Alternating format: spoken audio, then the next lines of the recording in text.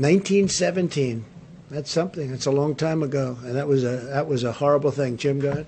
Yeah, I wanted to get back to something you were saying yesterday about people going to Wisconsin and voting in the middle of this pandemic, really putting their lives on the line. And you said, well, if they do that, vote by mail, perhaps we'll have voter fraud in this country. I just wanted to ask you, voters in 5 states, Utah, Colorado, Hawaii, Washington, and Oregon, all vote by mail.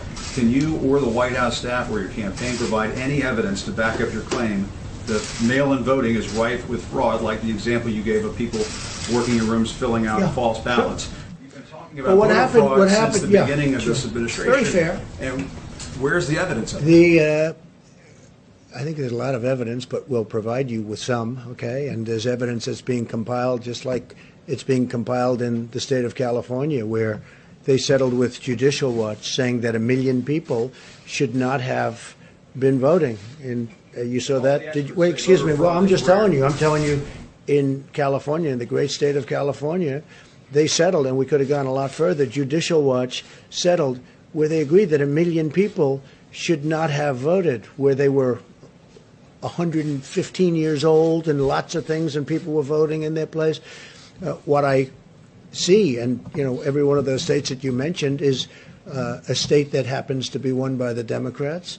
And if you have a position like me, where it's registered, you're here, and we're voting someplace where I'm not. I haven't left the White House in, I guess, months, other than to, ask a ship to, wave it goodbye to New York, which, by the way, is now going, as you know, being used for the purpose that we're talking about, which a lot of people wanted. Wait a minute. Voting doesn't work out well for the Republicans. Well, so it hasn't. Isn't your concern it really certainly just political? hasn't. But if you're a senior citizen and if you're somebody that needs it, I'm all for it. But they have to be very careful, because the things with bundling and all of the things that are happening with votes by mail, where thousands of votes are gathered. And I'm not going to say which party does it, but thousands of votes are gathered, and they come in and they're dumped in a location, and then all of a sudden you lose elections that you think you're going to win. I won't stand for it. Well, we're going to find out about the proof, because you're going to see what's going on. And I'm not going to stand for it.